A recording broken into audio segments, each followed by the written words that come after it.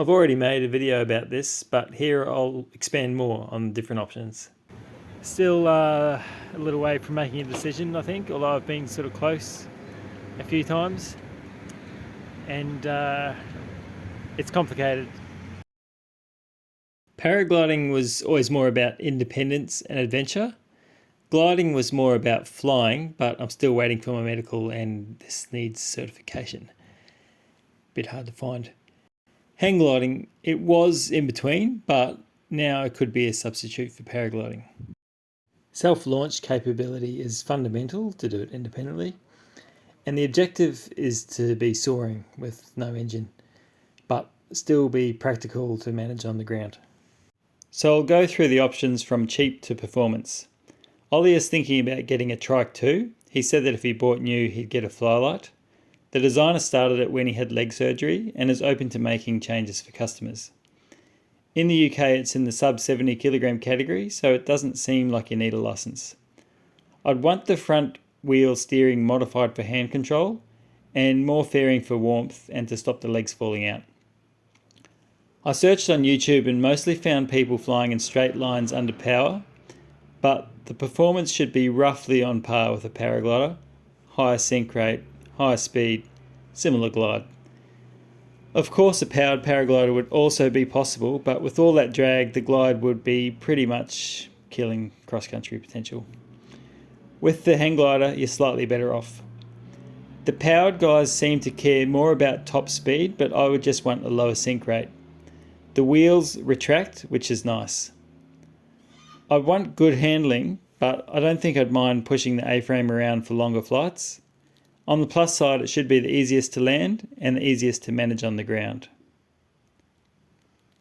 I spoke to a trike owner in Spain who spent years trying to register his aircraft, but the system is dysfunctional. Likewise, a Spanish instructor at the airport recommended getting training and registration in France. Lots of old trikes are around, but many will be heavier and not necessarily designed for soaring without a motor. For example, I'd want the prop blades to fold away. Airborne is a discontinued brand to look out for. The EGO trike is a step up in terms of being aerodynamic, and the ATOS wing, rigid class 5, is also higher performance. It's been designed with soaring in mind, with the motor, electric or two-stroke, just to get you to the first thermal. I like the way that the nose is enclosed. Extra performance is always welcome, but you don't have as much control authority with crosswinds on the strip. Using spoilerons, like ailerons that come up the top, instead of weight shift for turning.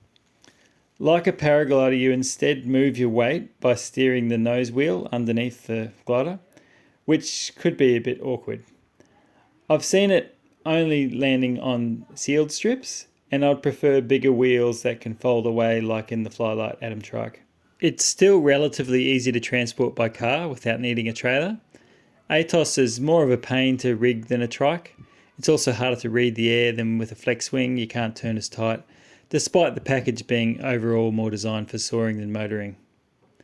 The Swift is a class 2 rigid wing hang glider, a step up from the ATOS.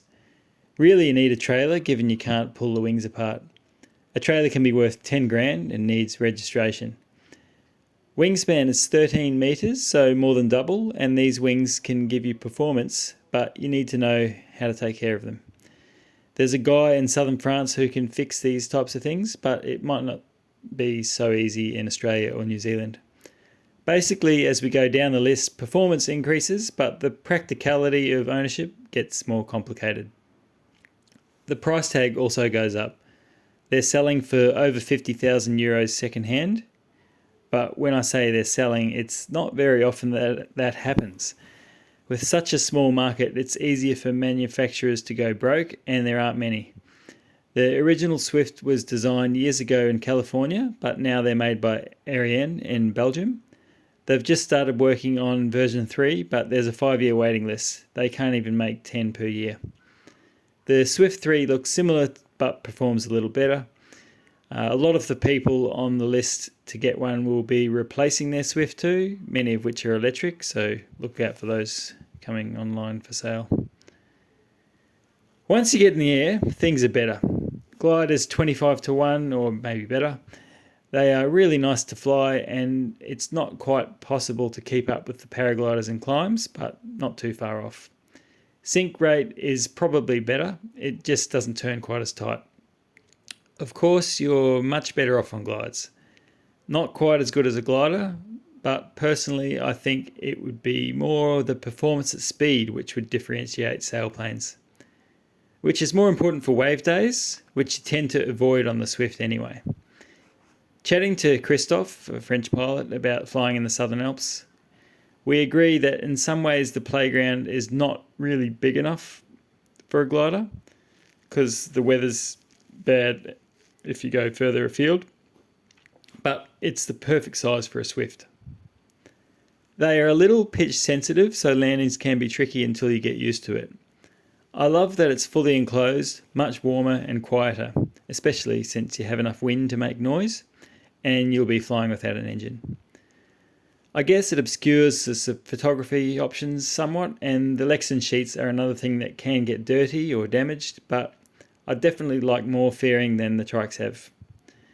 There's an active group of pilots, particularly around Asp in the French Alps, which is a short flight from where I normally go gliding. I'd love to be a part of that, but I'm also thinking that I'd want to bring it to New Zealand eventually, and flying in Australia would also be a great mission. That's one of the problems of the Swift.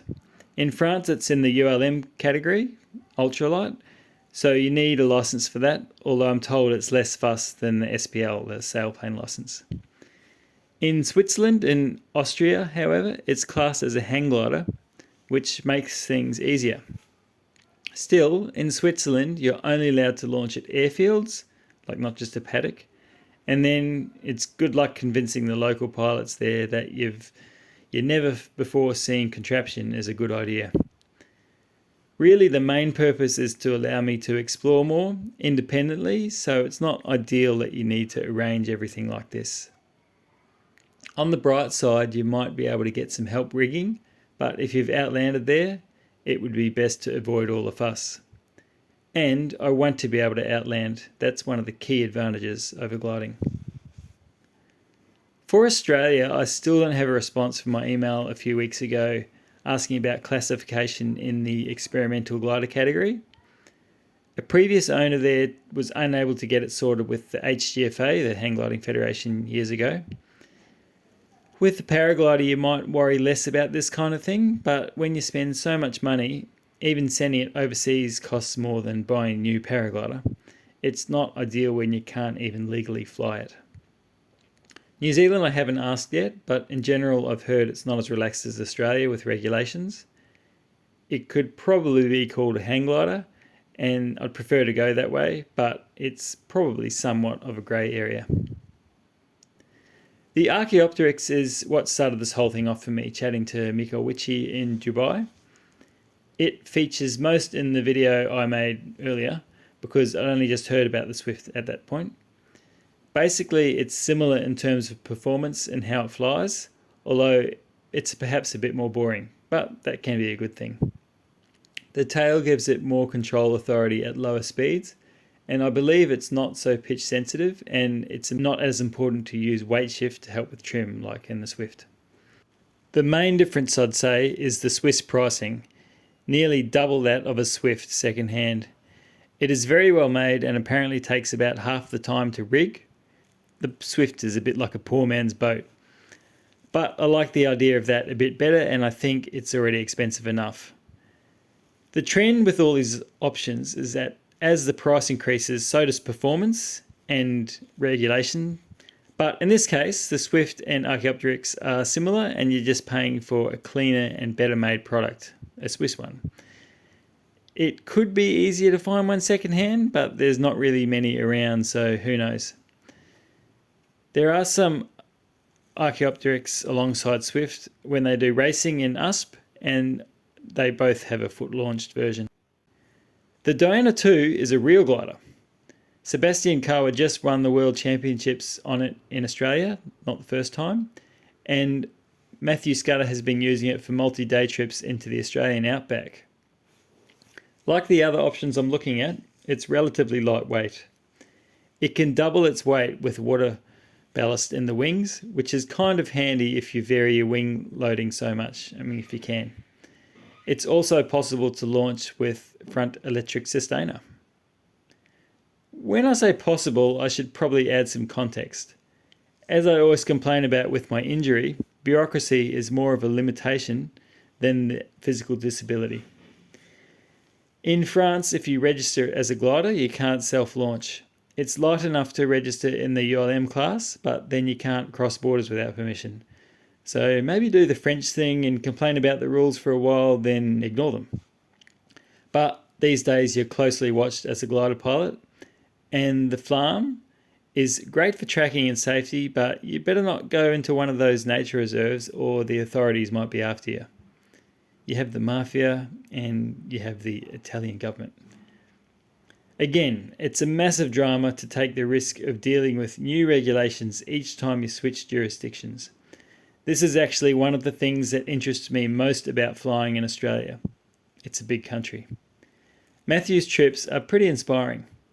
You've got the Alps, generally too flat to explore with a paraglider, a long coastline which would be awesome to soar and explore, the outback, and that quest of seeing the morning glory. These multi-day trips are appealing to me, but not so realistic as a paraplegic. Matthew has managed to fit things into his cockpit with clever mounting and minimalism. He doesn't even pack a tent. For the European medical, we have to demonstrate getting into and out of a glider without help, but from a wheelchair, not from the ground. There's definitely no space for a wheelchair, even if I upgraded it. Along these lines, the Silent is in this category, ultralight and self-launching. They are not made anymore, company went bankrupt, but there are a few around. There have been a few other ultralight sailplane-esque options, but they usually have cost overruns, the companies go bust, etc., etc. And if everything survives and they get through production, then there's the value-added tax. What about a two-seater? I'd definitely like to fly with someone else, and it would make the logistics a lot easier. If I can't find a friend, I should be able to fit my wheelchair on the seat, as long as I can keep it away from the controls. The Pipistrel Taurus could be an option here.